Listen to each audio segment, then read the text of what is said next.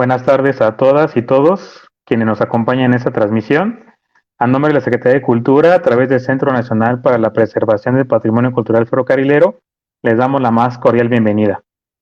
El día de hoy iniciamos el ciclo Las investigadoras del ferrocarril, miradas interdisciplinarias, de las charlas de café Vías Convergentes, el cual incluirá la realización de 2 mesas de trabajo organizadas en colaboración con el Centro de Investigaciones Interdisciplinarias en Ciencias y Humanidades, CEICH, de la UNAM, y la Red Iberoamericana de Historiadoras.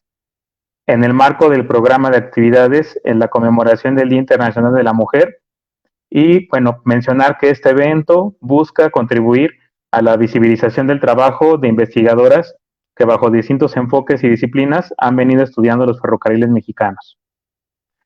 Para lograr este evento, contamos con el apoyo entusiasta de la doctora Leonor Reyes, quien realiza una estancia postdoctoral en el CEICH de la UNAM, en un proyecto que está colaborando con el doctor Guillermo Guajardo Soto, y que también es fundadora de la Red Iberoamericana de Historiadoras, instancia que ha venido haciendo un valioso trabajo en favor de difundir la investigación que realizan las mujeres en diversos ámbitos de estudios de la historia. Muchas gracias, Leonor.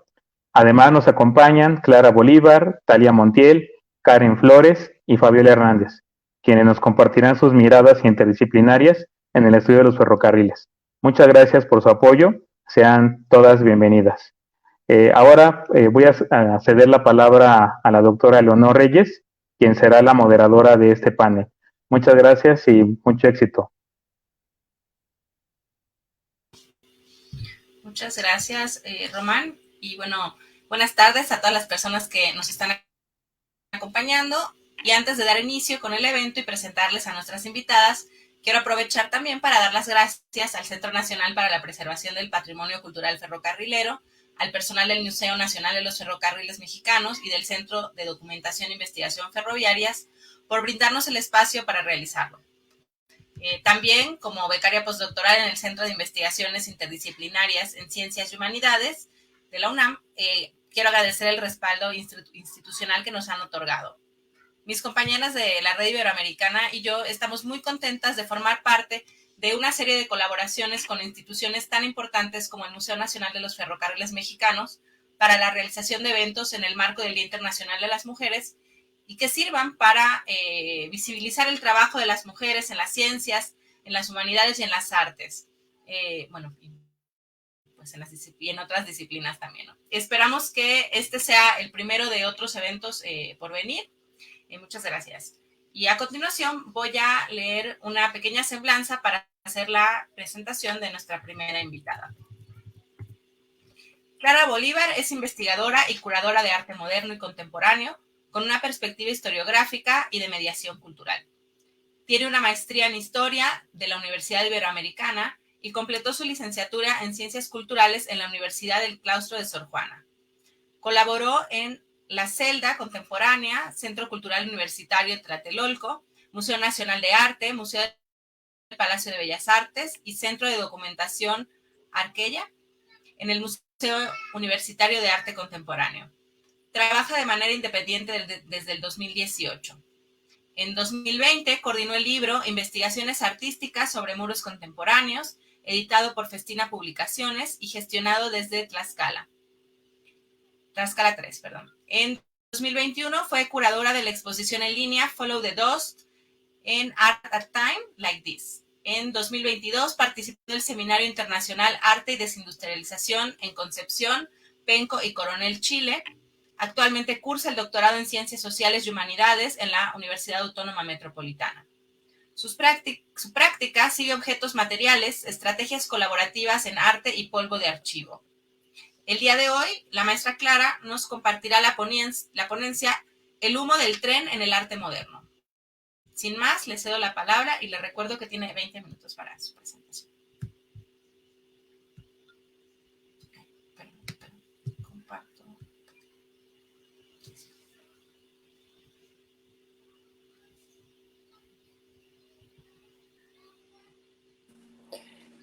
Muchas gracias, Leonor. Gracias a todas las instancias que han permitido la mesa del día de hoy y muchas gracias a mis colegas y a Román por acompañarnos en esta mesa, que efectivamente, bueno, en estos 20 minutos les voy a contar sobre pues, las investigaciones recientes que he realizado sobre el humo del tren en el arte moderno. Y bueno, como mencionaba Leonor, actualmente estoy haciendo mi doctorado en la UAM Coajimalpa, así que bueno, también les dejo mi correo por cualquier cosa. Y Leonor, si pasas la siguiente, gracias.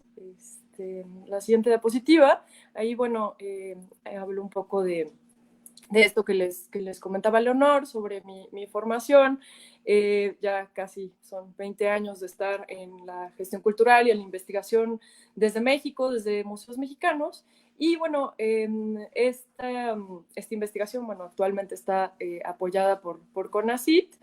Y el año pasado presentamos justamente por invitación del Espacio Cultural San Lázaro este curso que se llamó El tren en el arte moderno, un panorama histórico, y de alguna forma pues se desprende de este curso lo que les traigo para hoy, enfocado especialmente en el humo. Así que bueno, en la siguiente diapositiva, por favor, vemos estos 4 puntos que quiero tratar ahora, y si quieren pues ya en la sesión de preguntas podemos profundizar sobre algunos de estos aspectos, pero bueno, empezaremos con esta primera que sería las imágenes del humo. En la siguiente diapositiva, por favor. Veremos un poco, bueno, cuál es el marco de referencia de esta aproximación. Viene del campo de las artes, de las ciencias sociales, humanidades también, pero bueno, desde las artes específicamente ha habido un movimiento, pues una aproximación a la materia, a la materialidad recientemente, algunos llaman incluso pues que son los nuevos materialismos, donde el principal objetivo pues es ver a la materia como materia en común, como materia de interés, como materia que importa, como la materia que ha sido a veces pues invisibilizada de nuestros campos de estudio y que ahora pues hay otras herramientas para acercarnos a ellas. Justamente dice, bueno, seguir al material no necesariamente significa ver únicamente pues cuestiones estéticas o de calidad o de contenido simbólico, sino pues investigar los problemas sociales que hay detrás de estos materiales que se usan en las prácticas artísticas y pues más allá de ellas. Entonces, bueno, seguir los materiales, comprenderlos para contar sus historias. En la siguiente diapositiva, por favor, vemos precisamente, bueno, este marco que permite las artes, que aquí estamos viendo pues esta imagen de la famosa película Volver al Futuro, en la toma, bueno, en la sesión número 3, en el capítulo 3, donde pues precisamente están en el siglo XIX regresando hacia el tren como máquina del tiempo, así que bueno, les invito a que hagamos lo mismo en la sesión de hoy, y esta máquina del tiempo pues nos permita viajar al siglo XIX, la siguiente diapositiva, por favor, donde pues precisamente surge ya con el siglo XIX pues el primer tren de pasajeros que se expande por todo el mundo a lo largo del siglo. Fernando Aguayo justamente propone pensar en las imágenes del ferrocarril, digamos, como en sus distintas variantes, en distintos tipos de imágenes que ya circulaban en ese momento y cómo se entrelazan también entre sí. Así que, bueno, estas imágenes podemos distinguirlas como imágenes únicas, que serían pues pinturas y fotografías no comerciales, muchas veces que también se mandaban a hacer desde las compañías ferroviarias, imágenes de circulación restringida, donde pues sí hay cierto consumo, como en los álbumes fotográficos, ya mayor tiraje, pues que serían las litografías o las que se vendían en sueltas en series, los tirajes variables y pues los digamos, acompañamientos tipográficos que también existían para ese momento. Entonces, bueno, el arte moderno justamente va a estar atravesada por todas estas imágenes y pues se van a estar también trastocando unas a otras de alguna forma. En la siguiente diapositiva, por favor, vemos entonces pues esta idea de la máquina, Diana Eisenberg, que desde el arte también ha observado conceptos que nos ayudan a pensar pues el arte del día de hoy. Bueno, la máquina precisamente que se desarrolla en el siglo XX pues es la máquina de vapor, y cómo de alguna forma pues esta máquina también pues cambia la forma en que el ser humano se relaciona con su entorno, con la naturaleza. Dice, bueno, conecta y divide también, produciendo cambios entre la relación entre los entes móviles e inmóviles. Como vemos, bueno, en la siguiente diapositiva, que sería pues como la primera imagen que tenemos del tren, 1809, ahí se cayó el 9, donde pues se presenta esta primera locomotora. Entonces vamos a hacer el ejercicio de, en estas imágenes, observar el humo, cuál es el papel del humo, el lugar del humo, cómo pues también de alguna forma el modo que encontraban de mostrar el movimiento de esta máquina. Entonces, bueno, esta es la primera locomotora de vapor. Y en la siguiente diapositiva vamos a ver pues cómo precisamente ya a la parte del tren de mercancías pues se desarrollan los trenes de pasajeros y siempre pues está el humo como mostrando pues cómo se desliza, se mueve el tren por el territorio. En la siguiente diapositiva, por favor, vamos a ver pues ya digamos como su primera incursión en el arte, en la pintura, digamos, pues que era la forma pues más predominante o cómo se entendía el arte moderno cuando empieza justamente en estas primeras manifestaciones con esta imagen de William Turner, Lluvia, Vapor y Velocidad, donde estamos viendo que efectivamente pues ya aparece esta máquina y que está pues hundida como en un caos pues de humo, de bruma, de vapor, pero pues que está hablando también de la velocidad que desde ese momento para acá pues incorporará las formas del arte moderno. En la siguiente diapositiva vamos a ver entonces cómo pues también hay misiones fotográficas que empiezan a retratar estos cambios en el paisaje y esta forma en que el tren pues siguió antiguos caminos. En el caso de Francia, pues los caminos del Imperio Romano que antiguamente estaban trazados para desplazar mercancías, pues se utilizan nuevamente para desplazarlas, pero ahora en el tren. Las imágenes pues de alguna forma empiezan a naturalizar este paisaje del tren. Y es curioso, bueno, cómo vemos que hay imágenes que incluso, pues, más bien desaparecen el tren, ¿no? No aparece la máquina del tren, no aparece el humo, aparece este paisaje donde parece, pues, que todo está armónicamente ya ensamblado, con antiguas, pues, vestigios y ruinas, con estas nuevas formas que tiene el arte moderno de observar el tren. Y bueno, hay un debate también entre que si la fotografía es o no arte para este momento, no se le considera como forma artística, pero efectivamente pues está dialogando ya desde este momento con la pintura, como vemos en la siguiente diapositiva, que pues también digamos, aparecen en distintas formas, ya retratado el tren, también en los periódicos, en las caricaturas políticas de aquel momento, y pues siempre es también la relación o la escala que ha cambiado del ser humano con pues con este nuevo medio de transporte. La siguiente diapositiva nos muestra otro de los temas, digamos, de lo que sería el arte moderno con el arte realista, donde vemos pues, que efectivamente ya está dialogando la fotografía con la pintura, aquí en esta imagen pues de la ejecución del emperador Maximiliano, que hace el pintor francés Edouard Manet, seguramente pues basado en fotografías de la época, en las noticias de los periódicos. Pero bueno, si lo comparamos este cuadro con los fusilamientos del 3 de mayo de Francisco de Goya, vemos que lo que nos marca lo moderno de este cuadro es precisamente el humo que sale de las armas, de los soldados que están haciendo, digamos, llevando a cabo el fusilamiento. Entonces, este es el humo que, según pues varios historiadores, como Linda Nochlin, por ejemplo, pues nos habla de un momento ya moderno, donde el arte también o la pintura, pues intentan capturar lo que está pasando en ese momento, como una noción de lo contemporáneo. Entonces, bueno, esto nos lleva a la siguiente diapositiva, donde vamos a hablar un poquito del impresionismo, como este primer movimiento que ya incorpora estos temas, los movimientos de mercancías, los nuevos movimientos de las personas.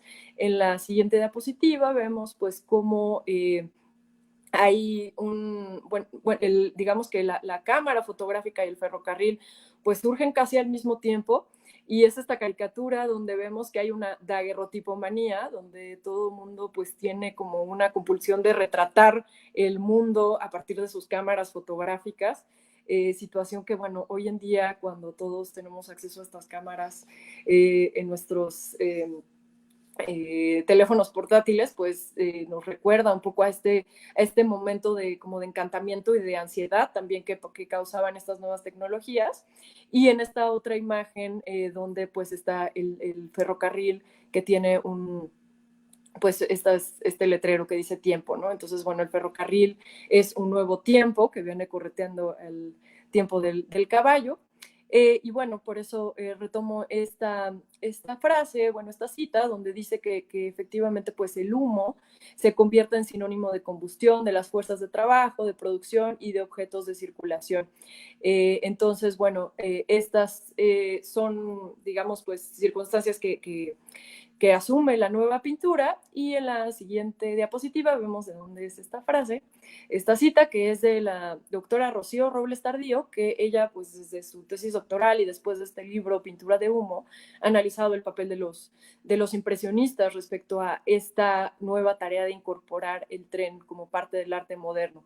Entonces, efectivamente, pues ha sido como a la par, digamos que pues el proceso de la industrialización por instancia del ferrocarril, pues ha sido retratado por el impresionismo. Y en la siguiente diapositiva vemos precisamente pues ya las fechas de las exposiciones históricas del impresionismo.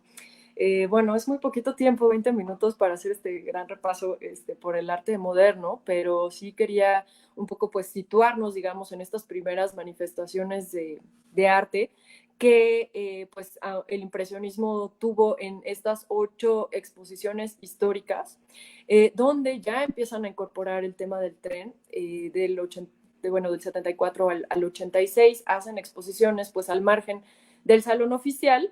Y en la siguiente diapositiva vemos pues justo cómo es 1874, este año parteaguas, digamos, donde bueno, en el 73 ya tenemos las incorporaciones, digamos, a la pintura de este nuevo tema del tren.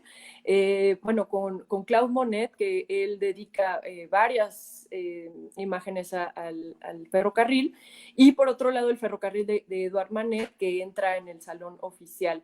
Entonces vemos que existe, bueno, que está presente el humo como este movimiento, de forma muy distinta también en Monet y en Manet, donde en Manet, bueno, vemos que el humo es de alguna forma el trasfondo de estos nuevos tiempos, donde la niña está volteando a ver hacia la llegada del tren, y pues la mujer nos mira directamente a nosotras. Y en esta primera exposición es importante mencionar que se muestra la locomotora de Turner, este cuadro que ya decíamos incorpora por primera vez el tema del tren, pero en un aguafuerte. Entonces, como decía también al principio, pues los medios se van pues de alguna forma contaminando, dialogando, y los impresionistas incorporan también pues este grabado como un programa de alguna forma que ellos están siguiendo, ¿no? Como una forma de esta percepción, como de esta forma de entender el humo como algo fugaz, como algo que está cambiando todo el tiempo, y pues con lo que ellos quieren mostrar en sus temas. La siguiente diapositiva justo muestra algunos otros ejemplos de Claude Monet, como no solo pues incorpora el tren en distintos momentos atravesando los puentes o la infraestructura digamos moderna que permite ya estos otros traslados, sino también, bueno, las estaciones, la estación de San Lázaro, que será pues una estación que también ha sido presentada en el arte. Y bueno, pues en la siguiente diapositiva, por favor, ahí vamos de tiempo. Pero bueno, la siguiente diapositiva nos muestra justamente cómo, pues desde Eric Hobsbawm, cómo nos habla de cómo pues el tren y el humo hacen pues caracterizan de alguna forma el siglo XIX, con una producción pues ya a gran escala que permite, que propicia el ferrocarril. Y en el caso de México, pues como dice, como somos pues regiones productoras de materias primas, con un puerto, pues la idea es transportar la materia prima del país hacia el puerto de Veracruz, en caso de México. En la siguiente diapositiva, entonces vamos a ver rápidamente pues el caso de México. Tengo unos minutitos. La siguiente, por favor. Donde pues en el siglo XIX aparecen también estos álbumes que son pues de alguna forma promocionales del territorio mexicano. Aquí vemos el humo, apenas se ve a lo lejos, más bien pues se muestra la vegetación, la exuberancia, la riqueza natural. En la siguiente diapositiva vemos pues cómo en el álbum del ferrocarril mexicano aparece siempre pues el tren con el humo pues cruzando el territorio nacional en vistas que pues pretenden ser como muy atractivas para que las personas también se animen a viajar en tren. En la siguiente diapositiva vemos algunos ejemplos también pues de José María Velasco, que quizás son los que mejor conocemos, con el humo del tren igual, ¿no? Como tomando cada vez más protagonismo en el paisaje. Y en la siguiente diapositiva, por favor, vemos a José Guadalupe Posada, también incorporando el humo del tren en sus imágenes. En este caso, pues, enmarcando este recorrido de Torreón a Lerdo, que, bueno, Torreón también es una ciudad que surge en el marco, pues, de las nuevas producciones del siglo XIX, como sería, pues, el algodón en la región lagunera, ¿no? Entonces, bueno, en la siguiente diapositiva, rápidamente veremos pues cómo Cristina Rivera Garza ha reflexionado sobre esta historia del territorio mexicano, de cómo pues los procesos industriales han impactado precisamente pues en este estudio que ella tiene, Autobiografía del algodón. Y en el caso de Juan Rulfo, pues como fotógrafo y como artista, como ella propone que lo entendamos, de pues esta modernidad también que es como un paso entre pues la industria, digamos, del tren con la industria pues ya del automóvil. Cómo pues él incluso trabaja en la empresa Goodrich Euskadi y cómo entonces, bueno, estos procesos industriales también trastocan la escritura de Juan Rulfo. Y en la siguiente diapositiva vemos pues cómo también en sus imágenes, en este caso el humo de las chimeneas en Santiago Tlatelolco y en la colonia Santa María de la Ribera en la Ciudad de México, como también pues son espacios urbanos que están a punto de cambiar radicalmente. Entonces, bueno, los últimos minutitos que me quedan, en la siguiente diapositiva, por favor, vamos a ver pues precisamente el arte moderno, donde el arte pues es un espacio que nos permite observar cómo nos relacionamos de forma privada, colectiva, social, histórica. Y en la siguiente diapositiva vemos pues cómo la modernidad es precisamente este periodo pues que se puede observar desde el finales del siglo XIX hasta la posguerra. Y bueno, dice Diana Eisenberg que todos los grandes modernistas atacan su entorno, pero viven cómodamente en él. Pues es otra escala también, otra relación que hay pues con el humo, con el tren, que hay en ese momento. Y bueno, sí, en los últimos minutitos vemos algunas imágenes del tren en el arte moderno, como sería el caso de Hans Baluschek, donde él pues es muy sensible a las clases trabajadoras, a los espacios de los trabajadores del tren, a los espacios del tren y las dinámicas entre las personas. En la siguiente vemos pues cómo a lo largo, digamos, de toda esta primera mitad del siglo XX se van incorporando los temas del tren. En el caso de Kandinsky, pues es casi que el último de las últimas imágenes figurativas que tiene, donde pareciera que el humo del tren pues ya se volvió en una abstracción que hace poco después. En la siguiente vemos como Diego Rivera, justo en su estancia en Europa, también incorpora pues el tren, el humo del tren, el humo de la ciudad. En la siguiente diapositiva, por favor. Vemos esta canción de amor de Giorgio de Chirico, ya pues justo a punto de iniciar la Gran Guerra, aparece el tren en el fondo, en este paisaje desconcertante aparece también el humo. En la siguiente, por favor. Bueno, vemos también Diego Rivera en el 17 regresa a incorporar el tren y cómo el tren de alguna forma pues enmarca la Gran Guerra. Realmente pues el tren facilita muchos de los procesos de traslados pues de soldados, de poblaciones, de mercancías durante la guerra, y pues esto lo incorpora Diego Rivera también. En la siguiente, por favor. Vemos como, bueno, incluso en estas llamadas vanguardias históricas aparece el tema del tren. De hecho, bueno, en el caso de Italia, pues hay una relación entre el fascismo italiano y estos manifiestos futuristas, ¿no? Donde había como una exaltación también a la máquina y a la máquina de guerra. En la siguiente vemos, por favor, algunos otros incorporaciones del tren, y en este caso René Magritte, que ya pues en este periodo de entreguerra nos habla de un tiempo atravesado, donde pues el humo del tren atraviesa la sala de la casa, con estos pues sí, nuevos tiempos que nos trae el tren. En la siguiente, por favor. Bueno, vemos cómo también pues pues la economía global, digamos, de la posguerra y de la entreguerra, pues se va hacia Estados Unidos como una nueva potencia mundial, y cómo el paisaje americano entonces empieza a incorporar también el humo. En este caso salen las vías del tren, pero el humo pues es más bien el humo de las fábricas. Y en la siguiente imagen vemos cómo pues tanto la fotografía como la pintura están incorporando pues esta potencia que tiene la máquina y el tren, en este caso ya durante la Segunda Guerra Mundial. La siguiente diapositiva nos muestra cómo también pues hay otras perspectivas, en el caso de Jacob Lawrence, que hace una serie de migración, hablando pues de cómo toda esta transformación industrial afecta a ciertas comunidades, en este caso pues las comunidades que tienen que migrar del sur al norte, y vemos en la siguiente diapositiva cómo pues incorpora también el tren, pues, sería como una especie de, pues no sé, como de grito también en medio de la noche, el tren cruzando pues el territorio con los inmigrantes que tienen que buscar mejores condiciones de vida. La siguiente diapositiva, por favor, nos muestra, pues, ya para cerrar, cómo pues el tren de vapor realmente también, como el arte moderno, pues desaparece a mediados del siglo XX, sustituyéndose por otros tipos de combustible.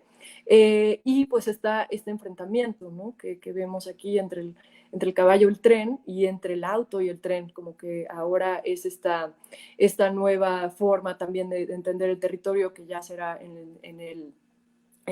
pues ya en el resto del siglo XX por medio del automóvil. Y en la siguiente diapositiva vemos precisamente pues cómo el tren, digamos, ya es un tren fantasma, el tren de vapor ya para la década de los 50. Pero bueno, esta imagen de Old Winston Link es muy interesante, donde pues ya nos está mostrando digamos, como todas pues, los medios de transporte y los medios de comunicación masivo que empiezan pues ya después de la Segunda Guerra Mundial con mucho mayor auge, que sería pues aquí esta pareja en su carro escuchando la transmisión de la película, que está viendo el avión y que está pasando el tren. Entonces como todos estos, pues como esta superposición también de estímulos que permiten los transportes y los medios de comunicación, que bueno, será también pues el día a día que vivimos en la actualidad.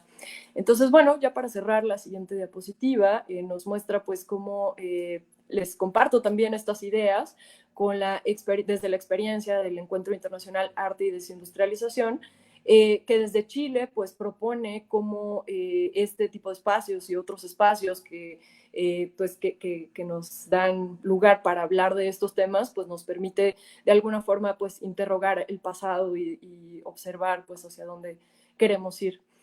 Así que bueno, pues eso sería mi intervención. Muchas gracias a todos y todas, y pues mucho gusto de estar aquí. Gracias. Muchísimas gracias. Creo que es un tema súper interesante. Varias de esas obras las conozco, pero como esa visión, ¿no? Que das de un panorama conjunto desde cuándo empiezan a aparecer, ¿no? Como justo al mismo tiempo prácticamente que se popularizan los ferrocarriles, ¿no? Empiezan estas representaciones en el arte, ¿no? Entonces, seguramente habrán muchos comentarios y preguntas. Les recordamos que pueden dejarlo en las redes sociales y al final de las presentaciones pues daremos lectura a algunos de ellos. Bueno, para continuar con nuestro programa, gracias a ti. Para continuar con nuestro programa, voy a presentar a nuestra segunda invitada, que es Thalía Montiel. Ella estudió Ciencias y Técnicas de la Comunicación por parte de la Universidad Veracruzana y la maestría en Estudios de la Cultura y Comunicación, con estancia de investigación en la UNAM, e intercambio estudiantil con la UNAM en el área de producción audiovisual dentro de la Facultad de Ciencias Políticas y Sociales. Ha participado en el Seminario de Fotografía Latinoamericana en el Centro de la Imagen de la Ciudad de México, el taller de fotolibro de artista impartido por Traluz Foto en Veracruz, el taller de la especialidad en fotografía de la Universidad Nacional de Colombia, curso dentro del diplomado en crítica cinematográfica impartido por Cepancine en la Cineteca Nacional, el diplomado en cine documental impartido por el Centro de Capacitación Cinematográfica con sede en el CEBART. Ha sido coordinadora del Centro Iberoamericano de Estudios de Foto y Cine y ha integrado la lista de profesionales seleccionados en Talents Guadalajara dentro del Festival Internacional de Cine de Guadalajara en la especialización críticos de cinematográficos junto a Aranza Sánchez y Jacqueline Ávila y los cubanos Maite Madruga y Nils Logueira. El día de hoy la maestra Thalía Montiel nos compartirá la ponencia Pies de Azúcar o cómo pasar del archivo a la ficción. Sin más, le cedo la palabra. Hola, ¿qué tal? Muy buenas tardes. Pues antes que nada estoy muy agradecida por el espacio para poder contribuir a pues las diferentes visiones, ¿no? Y acercamientos que hay desde el archivo y todos los imaginarios que rodean el tren. Si quieren podemos empezar a poner las diapositivas, de favor. Les cuento que este proyecto, que se llama, bueno, su nombre completo es Pies de Azúcar, Historias de Migración y Mestizaje. Tengo alrededor de un año trabajándolo, aún está en proceso, pero al menos en este primer año he encontrado muchos hallazgos que quiero compartir con ustedes. Y bueno, yo lo hago más que nada desde la fotografía, pero también, y como mencionaban ahorita, parte de mi formación, tiene mucho que ver del cine. Entonces, ocupo una metodología cinematográfica en el sentido de tener personajes, escenario, planos secuencias, ¿no? Pero también desde la investigación, a mí lo que me interesaba era poder indagar un poco en la historia de mis antepasados para poder crear ficciones. Empezamos con esta imagen porque todo empezó con un recuerdo trunco, incompleto de mi infancia, que es cuando yo viajo a la ciudad de Catemaco, Veracruz, de donde era mi abuelo, que es el que aparece en la imagen. Y en aquella ocasión yo conocí a un adulto mayor que tenía rasgos afros y que me dijo ser primo de mi abuelo y que me contó una historia que hasta el día de hoy recuerdo y por lo cual hoy estoy acá. Básicamente me dijo es que mi padre fue un jamaiquino inmigrante que llegó para trabajar en el tren. Entonces, eso para mí me generó como muchas dudas y para mí las dudas siempre son como motivos de investigación y de crear. La siguiente diapositiva, por favor. Entonces, yo empiezo a indagar en mi familia por qué, o sea, qué pasa, ¿no? Si realmente en Catemaco ni siquiera hay tren o hasta donde yo sabía, ¿no?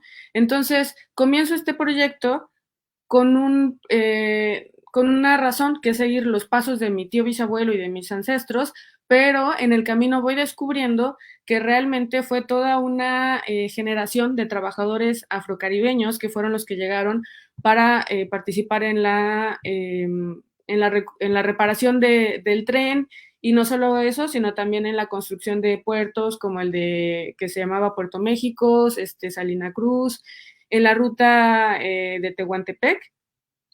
¿Por qué? Pues porque, bueno, basta recordar al señor Whitman con el libro, en el cual citan en el libro del contratista de Porfirio Díaz, ya que pues muchas de las construcciones que se crean pues traen a estos trabajadores, ¿no? Entonces yo empiezo a investigar también artículos históricos donde me doy cuenta que que la historia de esta generación de trabajadores es muy difícil de rastrear porque incluso en esos años eran registrados como ingleses, ¿no? Este dato yo lo saco pues de artículos de historiadoras, sobre todo que cruzan la línea del Caribe y de México, y también me doy cuenta que muchas investigaciones o imágenes que eran del ferrocarril pues precisamente hablaban de la máquina, ¿no? No de los trabajadores. De hecho, es muy chistoso porque yo en alguna historiadora con la que le platicaba mi proyecto y buscaba con más información, me dijo, tú estás contando como una historia de albañiles, ¿no? Pero de hace 100 años, porque es que es muy raro que en las investigaciones alguien quiera saber de los trabajadores y no tanto como de las construcciones, ¿no?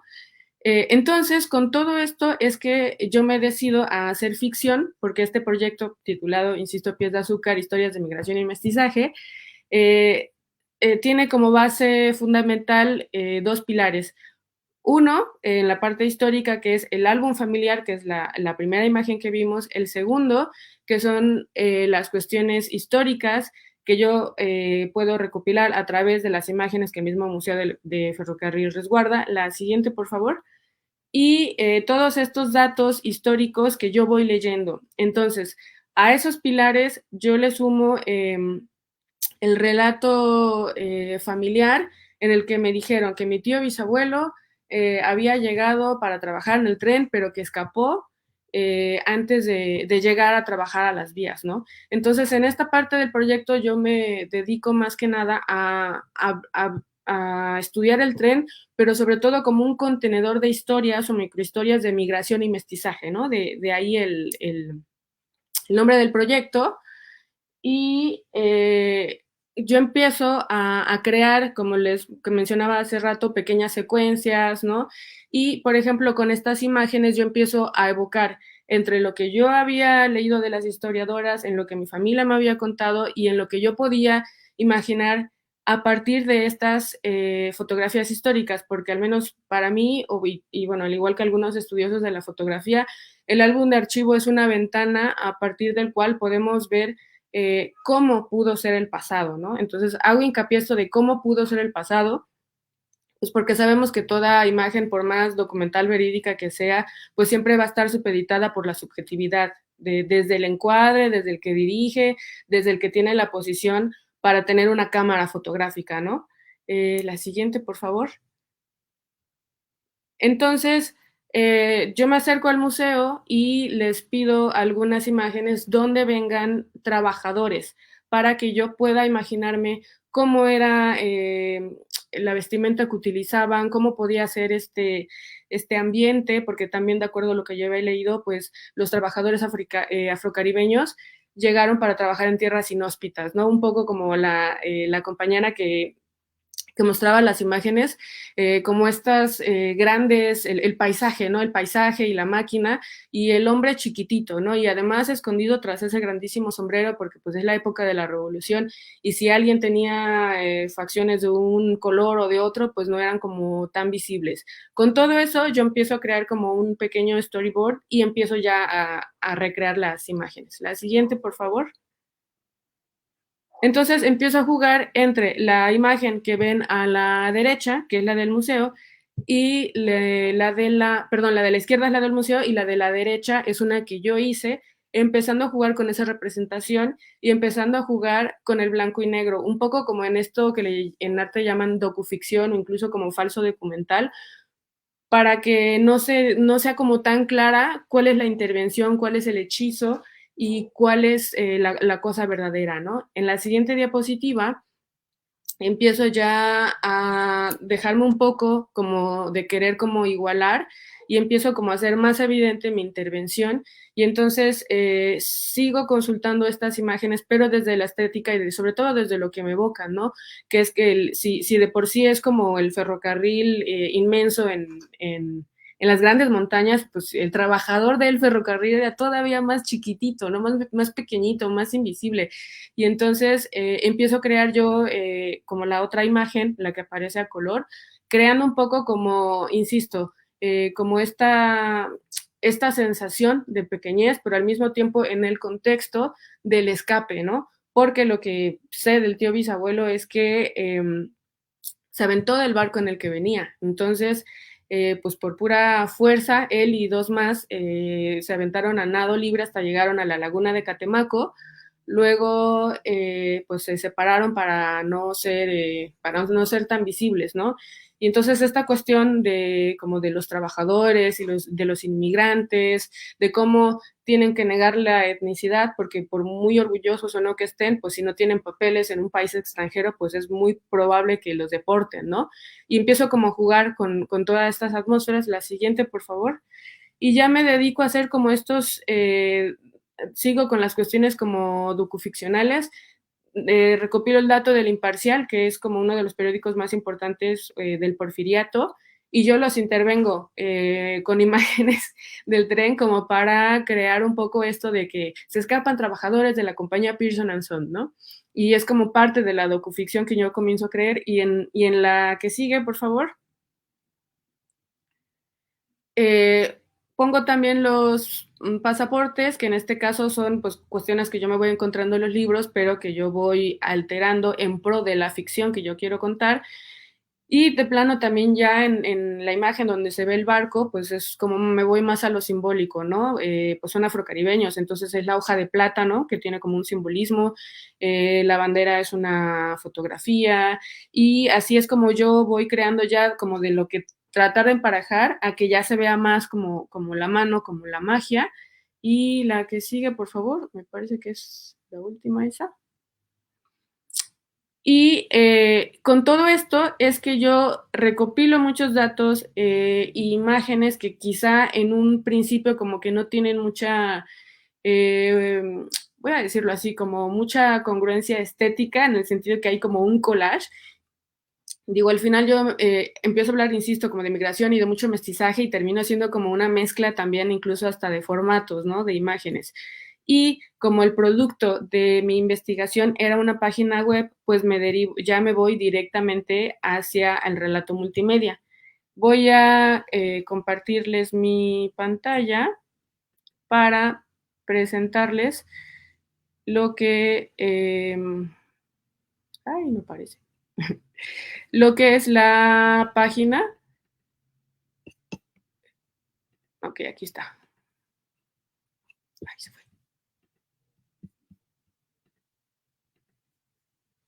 Creo que no se está viendo, ¿verdad? Mi página.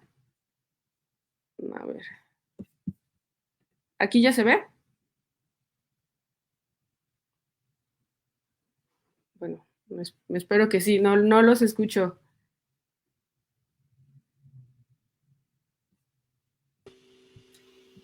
Mira, sí se ve tu pantalla, pero no la imagen que quieres mostrar. Creo que tendrías que seleccionar exactamente donde está abierta la. Ok. A ver, ya deje de compartir.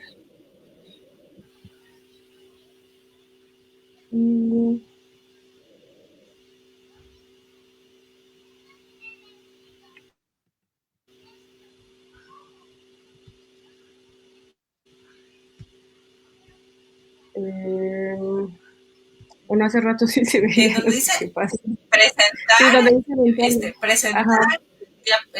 compartir pantalla, y donde dice ventana, y escoges específicamente esa. Sí, hace rato ya lo había hecho y todavía ha salido muy bien. ¿Puedo, no sé, compartirles la liga aquí en el chat? A ver. Ok, listo. Ok. Ahorita, mira, si quieres yo lo puedo compartir. Okay.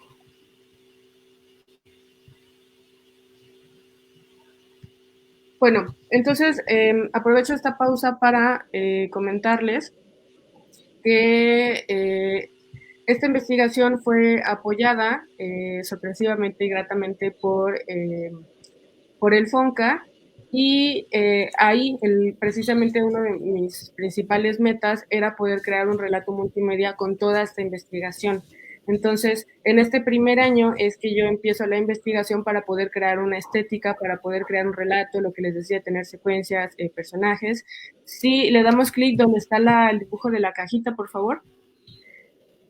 Y entonces yo empiezo a crear ya capítulos con todos estos datos que yo voy recopilando. Ahí clic en la cajita y de ahí me lleva a este menú en donde yo tengo dos principales capítulos. El primero, donde dice a mis abuelos no los conocí, le damos clic en el texto de favor y comienzo a crear ya estos relatos con toda la producción que yo estaba haciendo. Entonces, empiezo a tener intervenciones digitales, empiezo a crear videos y un poco, insisto, como basada en esta realidad de lo que pudo ser, que son como universos que yo voy creando a partir de el tren, pero sobre todo de los trabajadores del tren y sobre todo del tren como un contenedor, ¿no? De esas historias de migración y de mestizaje.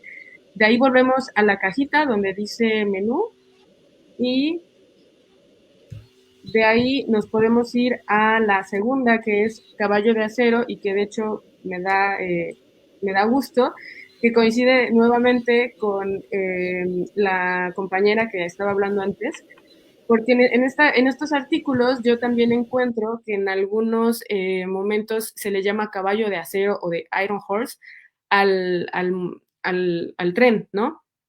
Y entonces con esto yo empiezo a crear otra vez analogías y empiezo a jugar, a alterar los archivos que me dio el museo para poder crear como mucho más evidente esta mezcla, ¿no? Que en este caso incluye pues los gráficos, incluyo a las personas.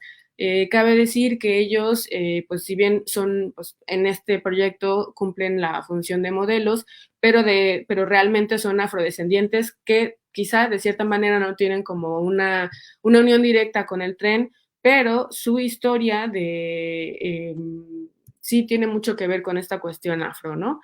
Y yo empiezo como a soltar pequeños datos sobre las cuestiones históricas, pero como un referente, como un guiño, porque lo que más me interesa es crear este relato.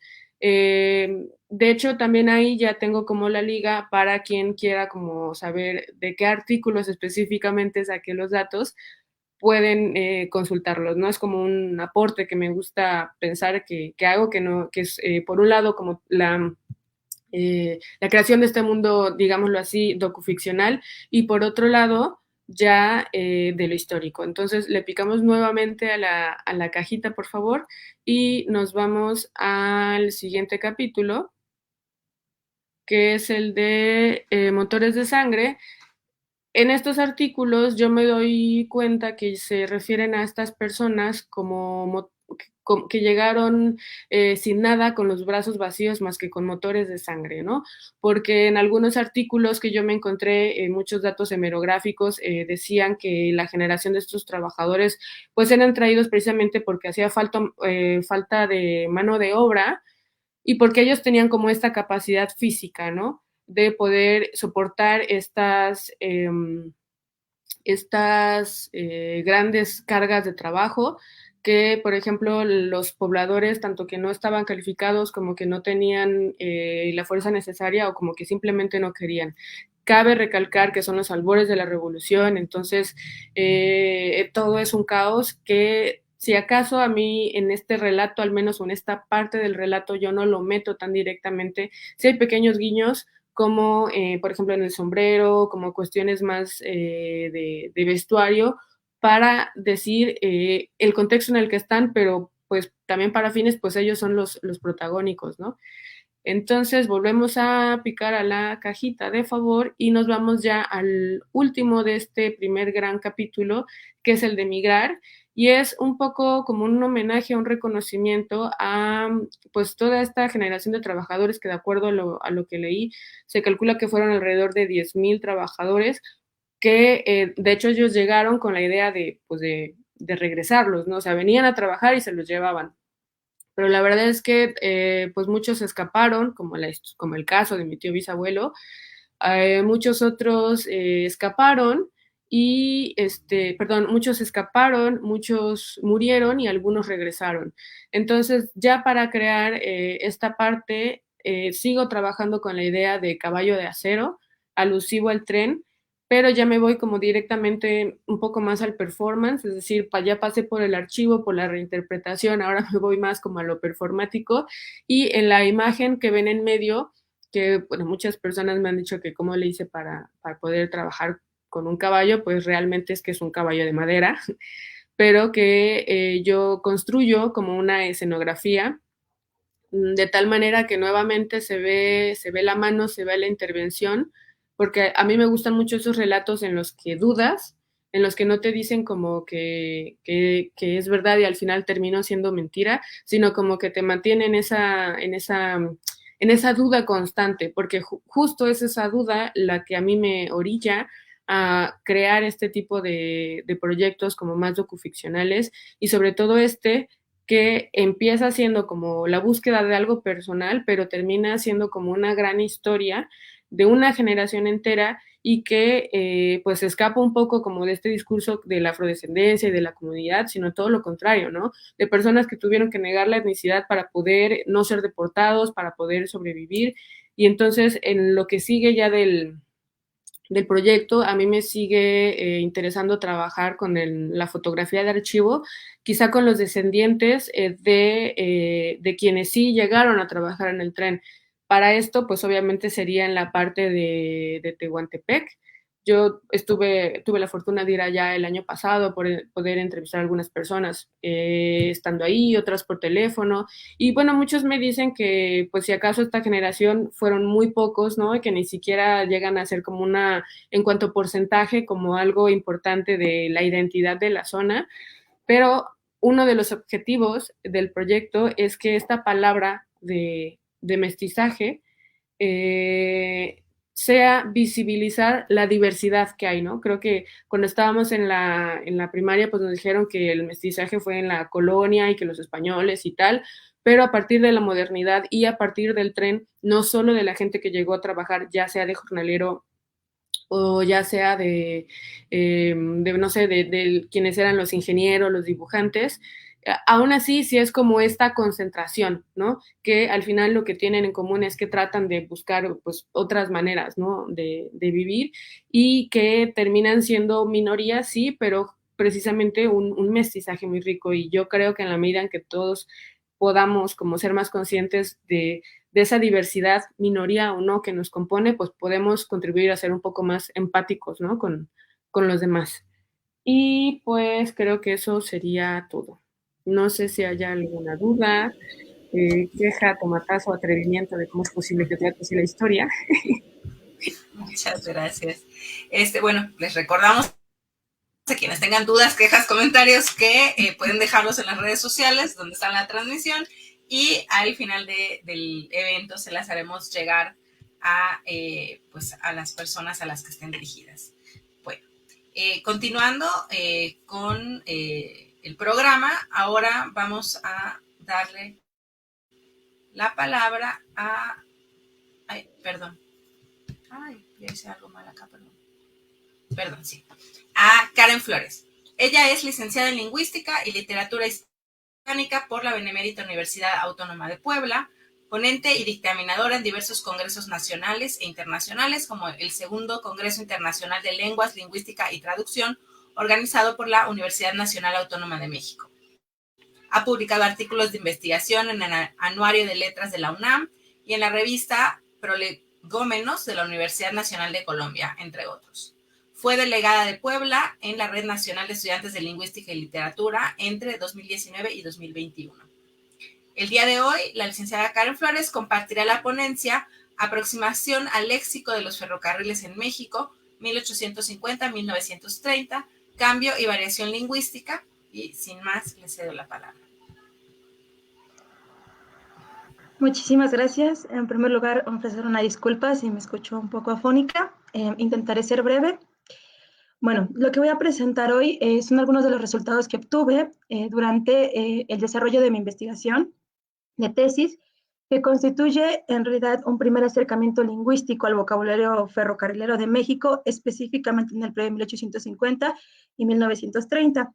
Y bueno, tampoco quiero dejar pasar la oportunidad de agradecer en este espacio a la doctora Luz Carrega, quien estuvo supervisando la parte histórica de mi investigación.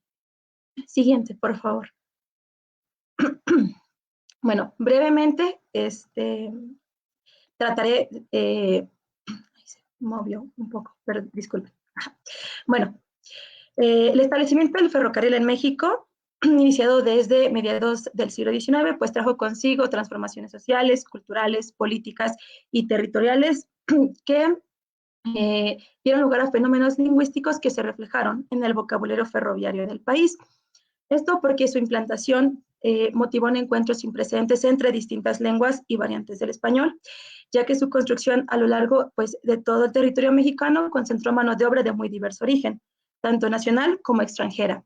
Primero, debido a la participación de técnicos e ingenieros especializados que llegaron de países como Estados Unidos, Francia o Bélgica para involucrarse en el tendido de las vías y el funcionamiento de los trenes. En segundo lugar, porque el proyecto ferroviario nacional requirió de personal en todas las regiones donde la fuerza de trabajo nacional aún era escasa, lo que generó desplazamientos intensivos hacia diferentes áreas del país. Además de manifestar la influencia de todo este contacto lingüístico que he mencionado mediante la incorporación y adaptación de formas procedentes de otras lenguas, el vocabulario ferroviario de México registra también la creación de nuevos vocablos para nombrar todos esos objetos, actividades que se desconocían hasta entonces, especializaciones semánticas de palabras que ya existían en el español para cubrir los huecos denotativos de la lengua en este nuevo ámbito y, a diferencia de otros léxicos técnicos especializados, también registra variaciones dialectales. Bueno, si bien a partir de todo lo que yo ya he comentado, estudiar el vocabulario ferroviario de México nos permite conocer una parte de la historia lingüística de nuestro país. En la actualidad se carecía de investigaciones estrictamente lingüísticas que lo abordaran, ya que la mayor parte de los estudios que se han desarrollado en torno al tema pues proceden de España y dan cuenta principalmente de los fenómenos lingüísticos que se llevaron a cabo en esa región. Aunado a lo anterior, los vocablos que yo revisé durante el transcurso de mi investigación no se habían utilizado previamente con el objetivo de rastrear las formas léxicas utilizadas durante la primera fase de tendido y servicio ferroviarios en el país. Esto a pesar de que el estado de conservación de algunas de las nóminas puede ser un poco malo, lo que apremia sin duda la recuperación de los datos que ofrecen. Así entonces, pues los objetivos de mi investigación fue tanto recopilar las palabras pertenecientes al vocabulario ferroviario de México durante el periodo de estudio, como analizar los 4 fenómenos lingüísticos que ya he adelantado previamente y que veremos de forma muy breve, como son los préstamos, la creación de nuevos vocablos al interior del sistema, las especializaciones semánticas y la variación dialectal. Bueno, este es el estado de conservación de una de las nóminas que revisé durante mi investigación.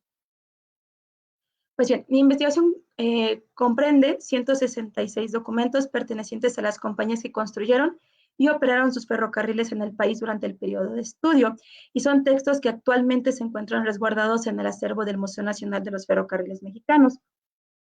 El corpus de mi investigación consta de 196 vocablos recolectados y la naturaleza de los distintos textos que revisé se clasificó en 5 tipos, los cuales están viendo en el cuadro que aparece en su pantalla. Esta diversidad de textos responde a la variedad existente por sí en los archivos del propio museo, disculpen, y como se puede observar, la disparidad en la proporción de los textos revisados se explica tanto por la naturaleza del documento, ya que los informes se emitían con mayor regularidad en comparación por ejemplo, con los tratados y con los convenios, y en segundo lugar, por la cantidad de escritos que se preservan de cada tipo. Bueno, el periodo de 1850 a 1930 lo elegí principalmente porque coincide con los trabajos de construcción y tendido de las primeras y de las más extensas líneas férreas del país, que generaron movimientos migratorios que reflejan una gran riqueza y diversidad lingüística. La decisión de finalizar la muestra en 1930 se debió a que se conservan menos documentos de la década previa de 1910, ya que corresponde con la época revolucionaria en la que desaparecieron y se destruyeron muchos archivos. Con respecto a la información dialectal que establecía a partir de los datos obtenidos en el corpus, pues se presentan en este cuadro, donde es posible identificar a la región del norte con el color rojo, a la región del centro con el color verde y a la región sur con el color azul. La ubicación temporal y geográfica de cada vocablo, pues la llevé a cabo a partir de la información pues, que estaba en el documento del que extraje cada palabra, o en su caso por la establecida en los archivos del propio Museo de Ferrocarriles. Bueno, las formas que identifiqué como integrantes del vocabulario ferroviario de México, pues fueron aquellas en las que su significado se encontraba directamente relacionado con este ámbito particular, ya fueran herramientas, piezas, actividades, etc. Y por este motivo, la categoría gramatical de las palabras es muy diversa en el corpus. La revisión de los documentos que mencioné previamente me permitió identificarlas y determiné el significado de cada uno de los 196 vocablos a partir del contexto lingüístico en que se documentaron, el cual también fue confrontado con los otros documentos que conforman la muestra. Y un ejemplo, pues, es el que se presenta en esta diapositiva. El vocabulario propuesto de los 196 vocablos que recolecté se encuentra organizado en orden alfabético, y cada entrada pues es la palabra que se registra con más frecuencia dentro del corpus. También se anexó las marcas de categoría gramatical, género, región de empleo, su significado. En caso de que tuviera más de uno, se ordenaron según la frecuencia de aparición. Y también, a diferencia de otros vocabularios, también agregué información sobre la primera vez que se documenta ese vocablo o esa palabra en particular. Con respecto a los préstamos, pues indiqué su procedencia y su significado en la lengua de origen. Y pues, bueno, ya pasaré como tal algunos de los resultados interesantes que encontré en la investigación. Y antes de eso he de hacer dos aclaraciones. La primera es que el análisis da cuenta únicamente de las palabras que se crearon o que documentaron cambios en el vocabulario ferroviario de México, por lo que no incluyo a todas las que vienen de España que se utilizaron en el país sin modificaciones durante el periodo de estudio. Solo con respecto a los préstamos, analicé todos los vocablos extranjeros que yo registré y que se integraron al vocabulario ferroviario del país y no al español general. Así entonces, de los 196 vocablos que yo analicé, 27% son neologismos intralingüísticos, es decir, palabras que se crearon en el interior del sistema del español a partir de otras palabras ya existentes en el sistema. El 21% son préstamos de otras lenguas y solo el 8% son vocablos, palabras del español que adquirieron significados especializados al ser introducidos al contexto del ferrocarril en el país. Abordaremos brevemente cada uno. En el caso de los préstamos, yo documenté 41 vocablos procedentes de otras lenguas, de los que en su mayoría, como se puede apreciar en el cuadro superior, proceden del inglés, dada la influencia de países como Estados Unidos e Inglaterra en la construcción y servicio de los ferrocarriles en el país.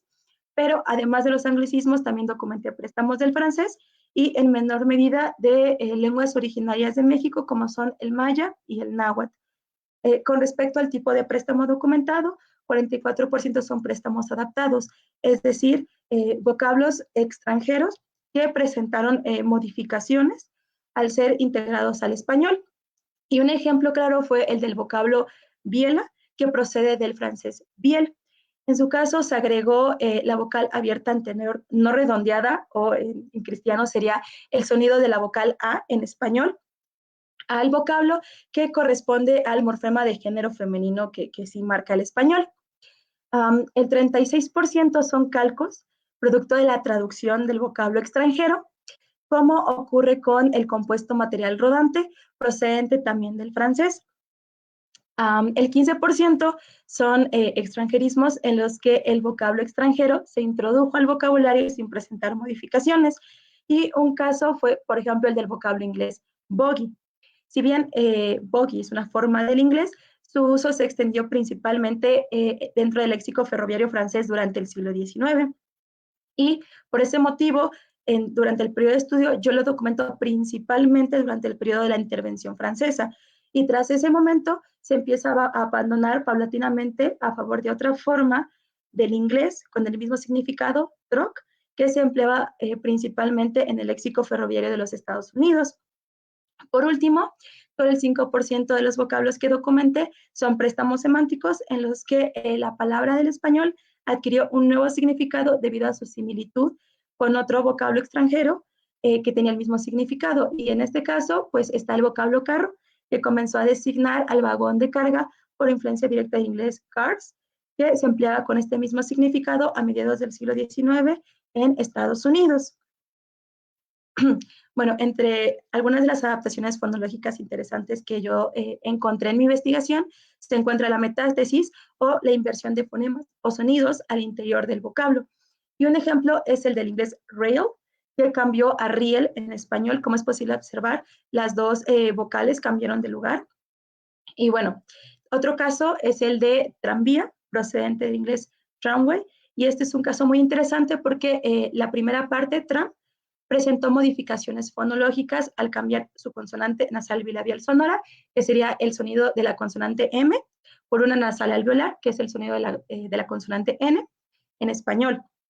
Y su segunda unidad se tradujo al español como vía.